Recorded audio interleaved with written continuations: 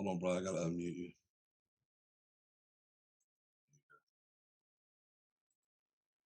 There you go. Right. I'm Brian. I'm an alcoholic. I'm grateful to be here with you guys tonight. My sobriety date is April the 7th of this year. I have a home group. I'm a member of the men's club. We meet on Wilmington Island in Savannah, Georgia. I have a sponsor um, who has a sponsor, and my sponsor happens to sponsor a lot of guys. He's a really busy dude.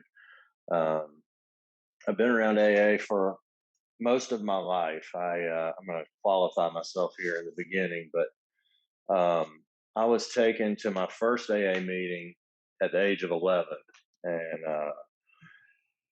my dad was a heroin junkie. Uh, my sister was born when I was 10.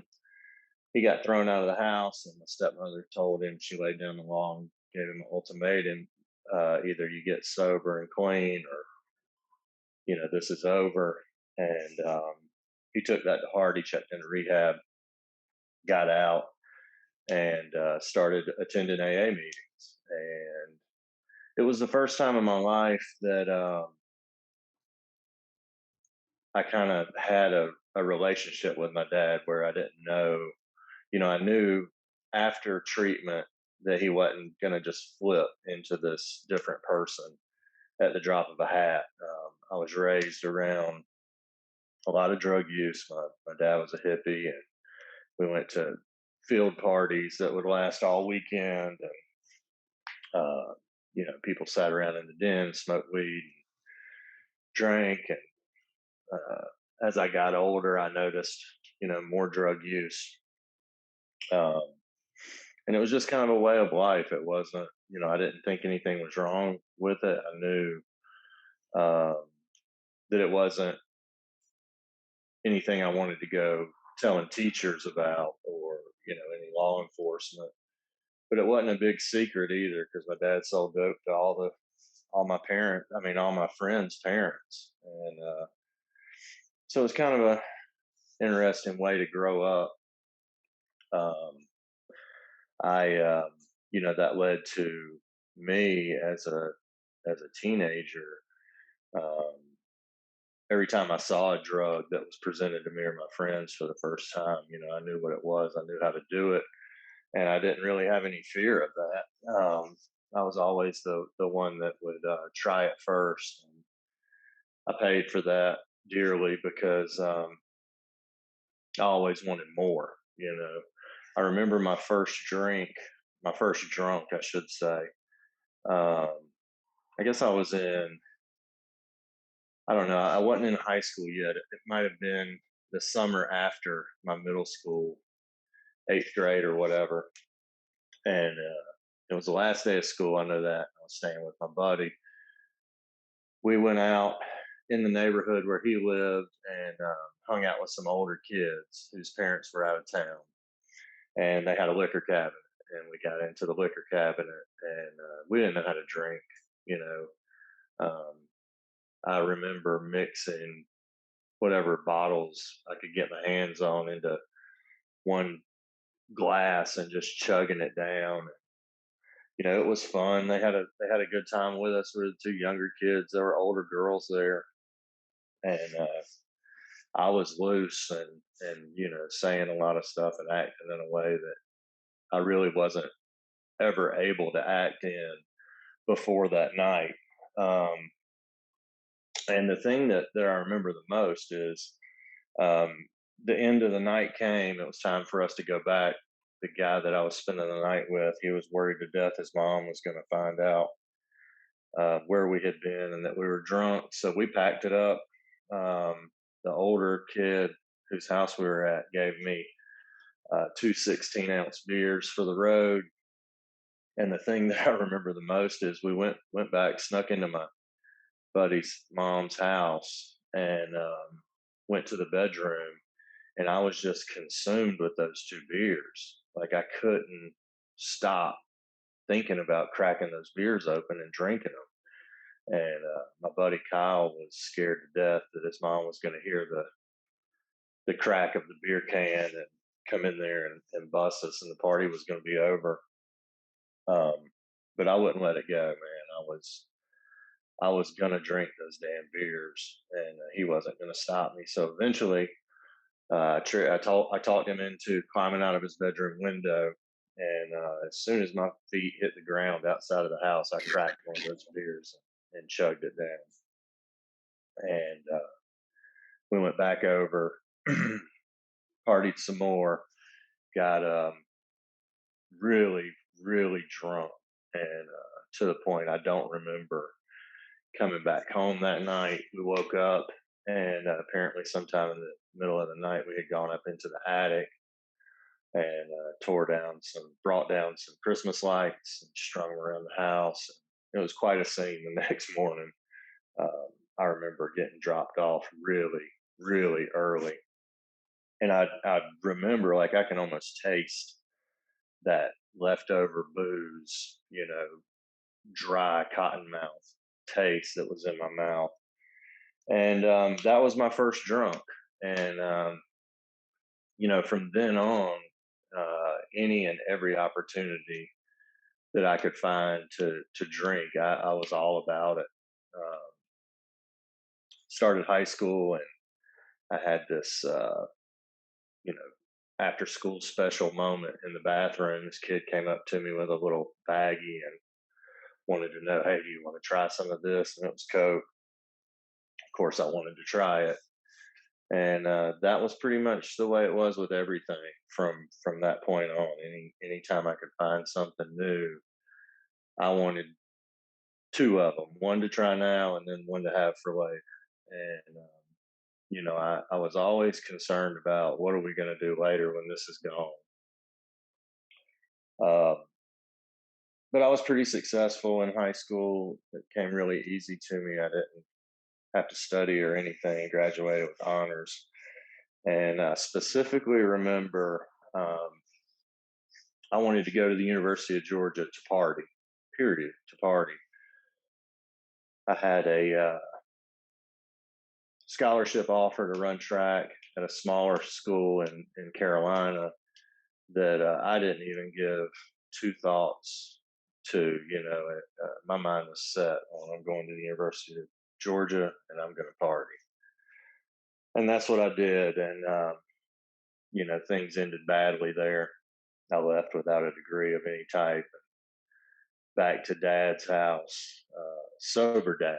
He had been sober since, at this point, I guess he had been sober nearly 9 years or so. And man, it's like, from that point to 40 was just a shit show of getting drunk, getting high, uh, trying to maintain, uh, trying to keep wraps on it, on everything. But I got strung out on every single drug that I ever did. Booze was a constant, and you know, it just kicked my ass. So um, shortly after leaving Georgia, I was faced with two DUIs, and in less than 12 months, my attorney suggested that I check into rehab, which I did, and I got sober. I dried out, I should say. Uh, I really liked the meetings, AA meetings. I had grown up in the rooms of Alcoholics Anonymous with my dad. I watched him stay clean by attending meetings and sponsoring guys. Our house was kind of the Friday night hangout when boxing would come on Friday night. My dad and all his guys, that he sponsored, would come over. And I can look back on that today, and I remember meeting these guys like the first time they came over, and then 3 or 4 months later, the same guy, but just a total transformation. He had gotten a job, had his own wheels, and was wearing clean clothes, put a little weight on, and so that left a really good impression on me about AA. uh, I knew that there was hope when things got too bad, and knowing that there was that safety line there, I never hesitated to push it to the limit because I always felt like I could fall back into the rooms of Alcoholics Anonymous and get cleaned up, get well, get my feet back under me again, and but always it was off to the races at some point. In and out, doing that. I married a girl from here in Savannah. Met her in a bar. Um, Fell in love immediately. She was on a date,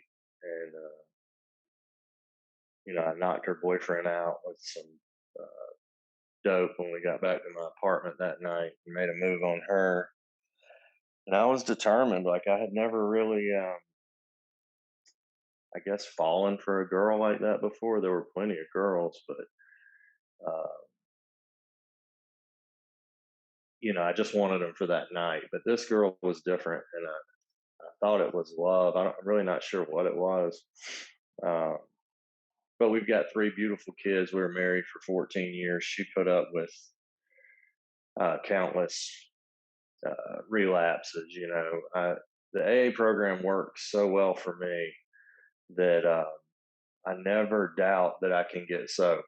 The getting sober is the easy part, and I would put stints together, of 3 years here without a drink or drug, 5 years without a drink or drug, almost 7 years one time, and so I always could get well in AA.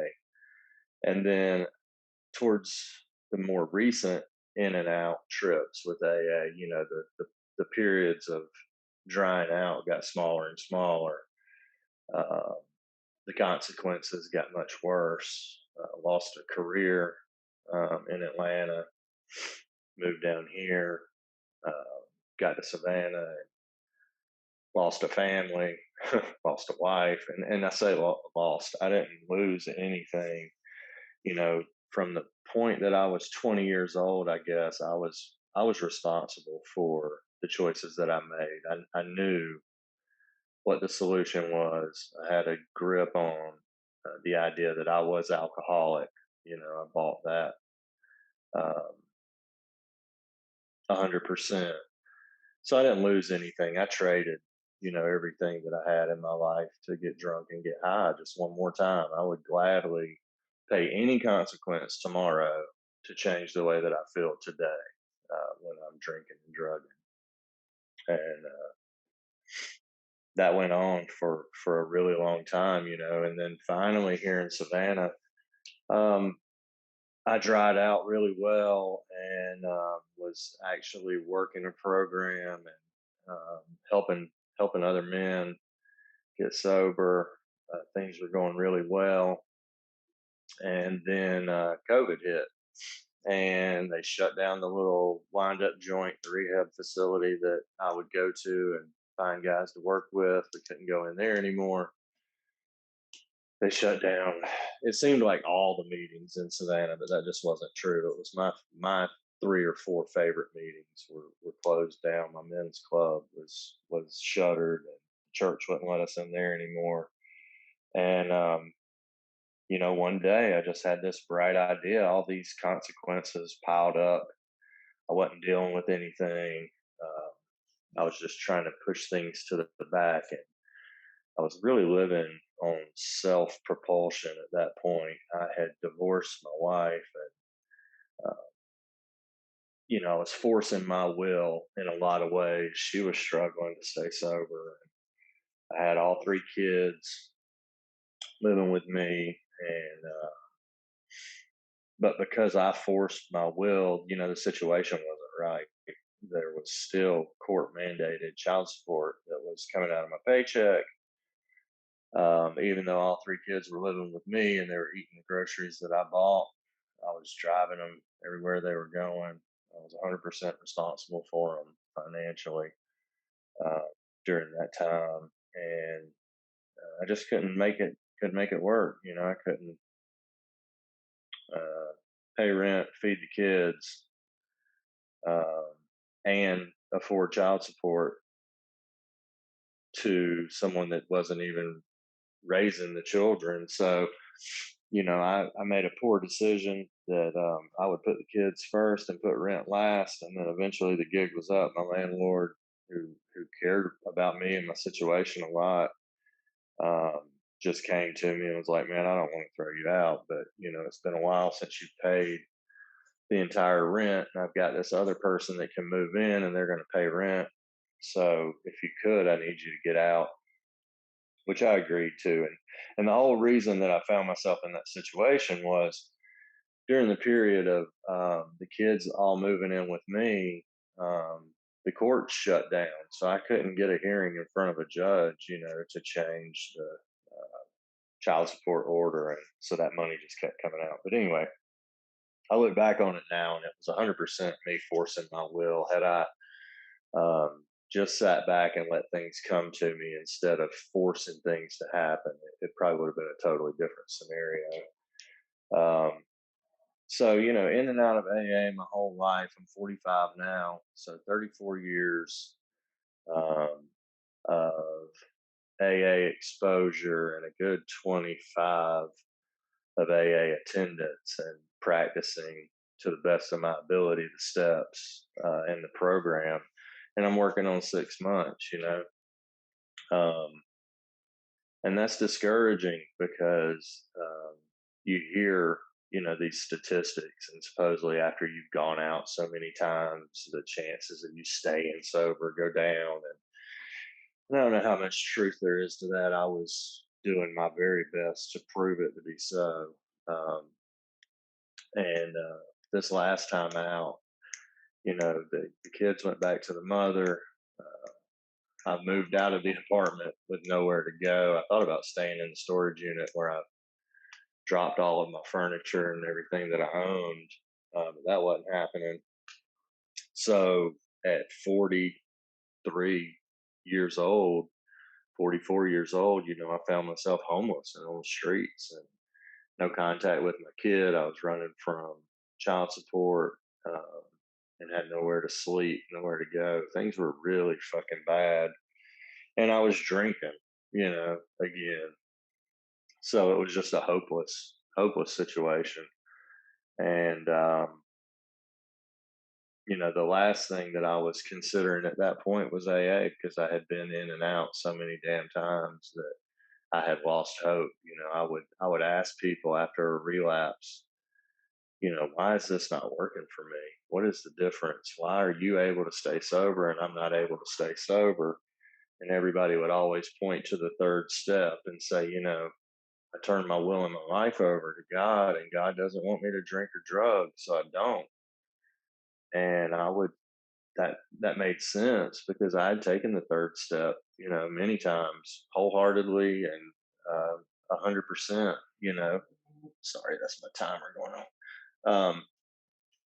But then sometime down the road, my own voice would tell me, "Let's get a drink, let's get a drug," and I would buy into that every single time.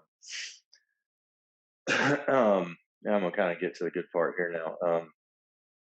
So picked up heroin, kept hitting the floor over and over again. I OD'd 3 times.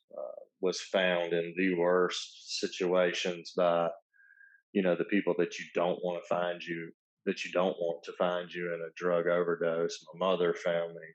Uh, my middle son Reese found me, and my ex-wife found me. And thank God they did. At the time though, I wanted to die, and it was a really dark place that I was in. But somehow I mustered up the strength to kick heroin, and I was just doing some maintenance drinking, and I was kind of keeping a lid on things. I was miserable, of course, because I can't control my drinking and enjoy my drinking at the same time. Um, and then, just all of a sudden, the universe smiled on me, and bam, right in my lap fell a situation that I had tried in all my strength and will to make happen over and over again. over the past 6 or 7 years. And it was a great opportunity. I was overwhelmed immediately with this sense of gratitude, which wasn't of me. Um, I just knew that I hadn't done this, that it was a gift, and I didn't want to mess it up. So I took my ass to AA again, walked into a meeting. I didn't drink that morning, walked into a meeting back in April, and found my current sponsor and told him what had happened. I had been out. COVID had just kind of, we were just having meetings again. And he was shocked, because he had seen me around working with guys and he thought I was solid. So when I told him what had happened, he was floored. But I told him, I really need you to take me through the steps. I got to stay straight this time. I can't, I just can't do it anymore. I don't think I can get clean again if I fuck this up. And above all else, I didn't want to mess up the opportunity that fell in my lap. So we started with the steps, man. And I was told to forget everything that I thought I knew. I've realized this time around that all of those things that I understand, and I nod my head and say, yes, yes, I get that, I get that. Those are all huge liabilities when it comes to this program for me. I had to come in with an I know nothing attitude, take suggestions from my sponsor, and have a new experience with the steps, which has happened. He told me, forget about the God that I had known my whole life. And, you know, my God this time was going to be gift of desperation because I didn't want to die on the floor, a heroin junkie. My God this time was going to be good, orderly direction, which I was going to find in the steps and through my network of men that, gave me suggestions of what to do. And my higher power was going to be the group of AA. And I said, sure, man, anything you say, because I don't want to die. I really don't want to die anymore. And that was a major shift for me. So we got through steps 1, 2, and 3, and I found the magic in the third step prayer. I finally discovered what these people meant when they said it's the third step. That's the difference. I turned my will and my life over to God. So what I always did was I would take the third step, and then sometime in the future after that, this brilliant idea would come into my head in my own voice. Let's go get high. Let's go get drunk, and I would do it. So it was suggested that I take the third step every single day. First thing, I memorized the third step prayer, which I had never done. Every time I had taken the step, I read it out of the book. And so this time I memorized the prayer. I say that every single morning. And, you know, that's different. That's totally different for me. The other monumental difference was pointed out by my sponsor, and he turned me on to a speaker to listen to, just to kind of glean information from. And, he told me just kind of listen to it, see if any of it makes sense to you. Um, so I started doing that, and I discovered this part of the big book, page 62. It's been here the whole time, but I finally saw it. It says, "So our troubles, we think, are basically of our own making. They arise out of ourselves, and the alcoholic is an extreme example of self-will run riot, though he usually doesn't think so." And this is the hook right here. Above everything, we alcoholics must be rid of this selfishness. We must, or it kills us. God makes that possible. You know, I thought I had to be rid of alcohol and drugs. I thought that that was what was going to kill me. I had no idea that it was me, that I was the problem. Of course, I would do inventories and I'd look at all of that, but it was self. That one word, self, is the root of all my troubles. So the third step prayer's got a solution to that. I ask God every day to relieve me of the bondage of self. I discovered that my alcoholism had completely disguised itself as myself. And I thought that all of those things that I did were who I am. I did those things. I'm not free from uh, the amends or restitution or making all those things right. But you know, I didn't have alcoholism. I don't have alcoholism. Alcoholism had me, and I was being run by that. It was doing everything it could to stay alive, and that was by having me drinking drugs, steal, lie, cheat, all of the things that go along with it. So today, you know, I asked for the bondage of self to be relieved, that I could better do God's will on a daily basis, and throughout the day, when I find myself wanting more of anything, I immediately stop and try to see what I can do to pack something into the stream of life. You know, how can I be of service? How can I do something for someone else and get out of myself? And you know, that's been a major difference for me. I hadn't been sober that long this time, but things seem different, and they always do. But they really seem different this time, and I'm really hopeful that this time it's going to stick. I don't want to die a heroin junkie on the floor, you know. And I did that 3 times this last time out. I don't want to go out like that. I want to live. I've got a good life today. I find myself in situations today that are exactly the situations I want to find myself in, and I haven't done it. I've allowed things to come to me this time. So I'm going to keep trying to be rid of the bondage of self. I'm glad that I discovered that I'm not that person. You know, today, even though I did all those things, today I am a different person. And I still have to make restitution for all those things, but I don't have to look at myself in that light. Today, I can look at myself in a new light as a new person, and that's been extremely freeing for me. You know, so that's what's different, and things are really good right now. I'm looking forward to getting through the steps with my sponsor. I'm making amends right now. We're going to get through the steps, and I'm going to be able to start helping guys, and I know things are going to really rocket into the next dimension when I do that, because I've been there before. So um, I hope somebody can get something out of that. You know, if you've been in and out, and you just don't think things can change, let me tell you, after I don't even know how many relapses, things can be different. And the whole trick for me was just forget everything that I thought I knew and come in as a clean slate and allow other people to tell me how to stay sober. So, Patrick, I appreciate you asking me to speak tonight. I hope that was sufficient, and look forward to hearing what the rest of the group has to say. Thank you. Thank you, Brian. We'll get right to it, man, because